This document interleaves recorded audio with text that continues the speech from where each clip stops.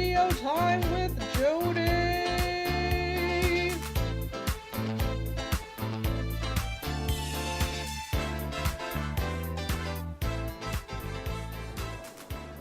Hi guys, if you've been here the last few weeks, you might remember that we're talking about humility, which means you know people are just as good as you are.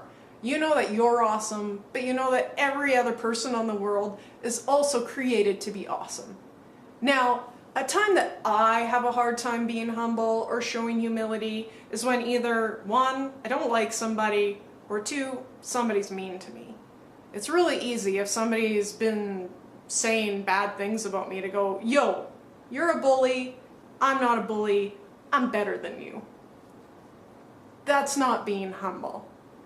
When people are mean to you, sometimes you have to do something about it. I'm not saying just let people be mean to you, but you still need to know, you know what, they're a person and they were created to be awesome, just like me. And sometimes to love those people best, it means that we have a bit of a sacrifice.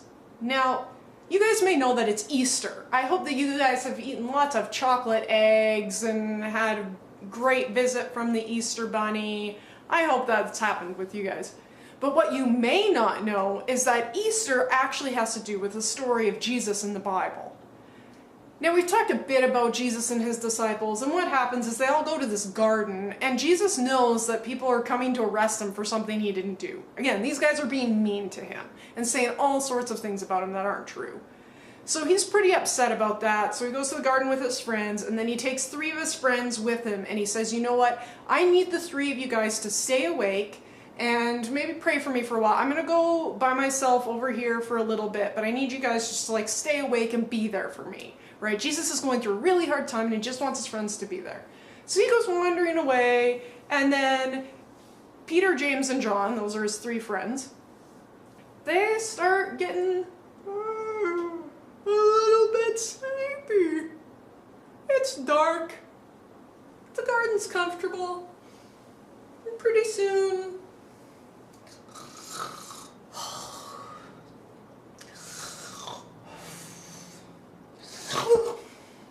Jesus comes back and he's like, guys, you're sleeping?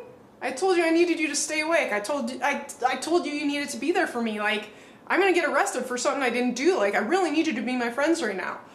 Oh yeah, Jesus, we're so sorry. We'll stay awake this time. So Jesus goes wandering away again to have some alone time. And again, I know Jesus told us to stay awake, but I'm just so sleepy.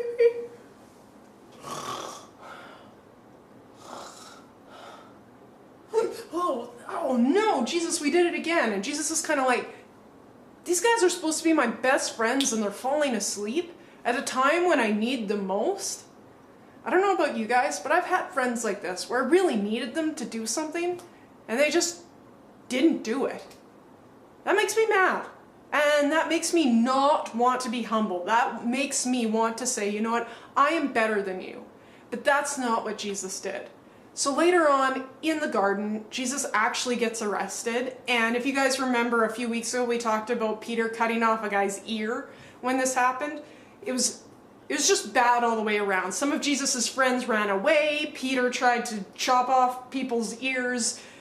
And what Jesus does is he says, no guys, just calm down. I don't want you guys to get hurt in all of this, so I'll just let them arrest me.